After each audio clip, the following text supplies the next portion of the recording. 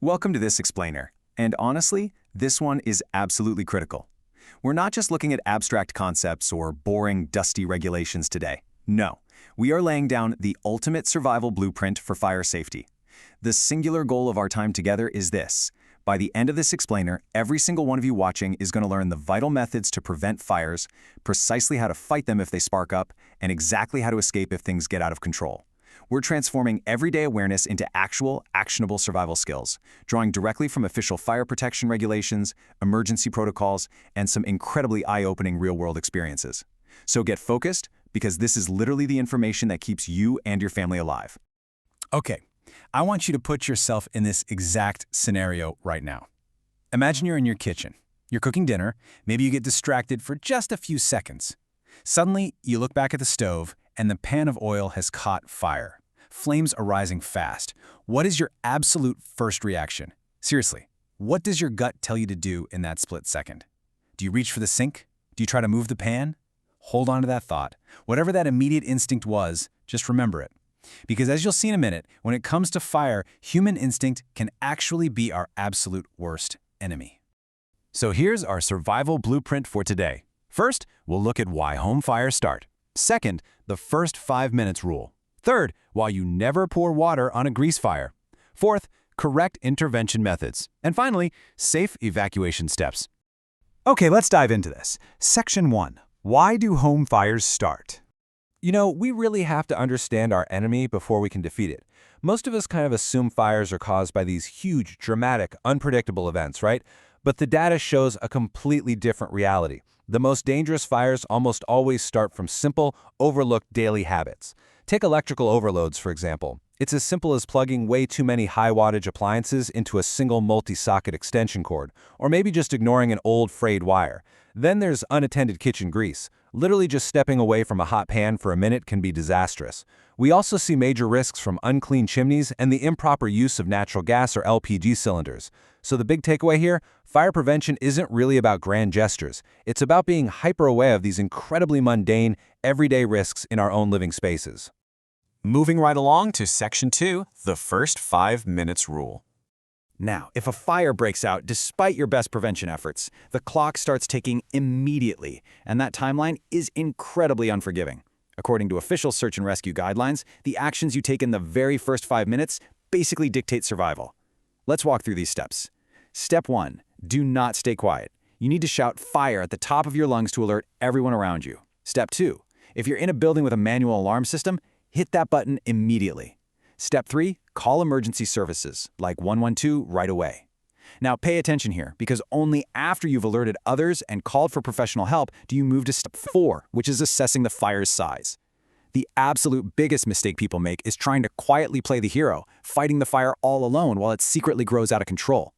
Alerting others is your absolute non-negotiable first priority. Now, what's really interesting about this next part, Section 3, never pour water on a grease fire. Okay, let's go back to that kitchen scenario. If your instinct earlier was to grab a glass of water to throw on that burning oil pan, listen closely to the terrifying physics of a grease fire. As highlighted by numerous firefighters and real-world experiences, oil and water fundamentally do not mix. Oil is lighter than water, so when you throw water onto a grease fire, it doesn't just put out the flames. Instead, it sinks rapidly beneath the burning oil. And because that oil is at an incredibly high temperature, the water instantly turns into steam. When water turns to steam, it expands violently. The result? It physically launches the burning oil out of the pan in a massive explosive fireball. It's literally like a bomb going off right in your kitchen. So your instinct screams at you to use water, but doing that basically sets off an explosion. The reality of fighting a grease fire is all about oxygen deprivation. You have to smother it. First things first, turn off the stove immediately. Then, slide a metal lid over the pan to cut off the air supply. If you don't happen to have a lid handy, dump a massive amount of baking soda or regular salt on it. And hey, a huge warning here directly from the safety experts. Never, ever use flour. Flour suspended in the air is highly combustible and will literally explode. Just don't do it. Stick to a lid, a fire blanket, or baking soda. Let's move on and see how this builds in Section 4, correct intervention methods. All right, we've established what not to do. Now let's talk about correct intervention. If, and only if, you've received proper training and the fire is still in its very initial stage, you should try to extinguish it. But as you approach, you've got to maintain a safe distance and absolutely prioritize your escape route. You never, ever want the fire to get between you and your exit. If you're using a fire extinguisher, remember to aim right at the base of the fire, not up at the high flames, and sweep from side to side. But listen, if the fire starts spreading beyond that immediate area, you drop the extinguisher and you get out of there.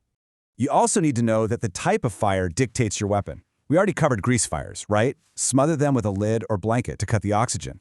But for electrical fires, your absolute first step is to cut the power from the main breaker. This is so important. If you spray a water-based extinguisher onto a live electrical fire, the electric current can travel right up that stream of water and electrocute you. No way do you want to risk that. Once the power is killed, use a proper tube extinguisher, like a dry chemical or CO2 extinguisher, because those are non-conductive. Now, if the unthinkable happens and your clothing actually catches fire, the rule is universal. Stop, drop, and roll. Never run. I know you'd want to, but running only feeds oxygen to the flames, making them burn hotter and faster. You drop to the ground instantly, cover your face with your hands to protect your lungs and eyes, and roll back and forth to smother the flames.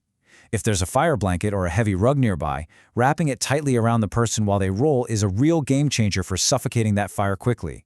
Which brings us to our final phase, Section 5, Safe Evacuation Steps.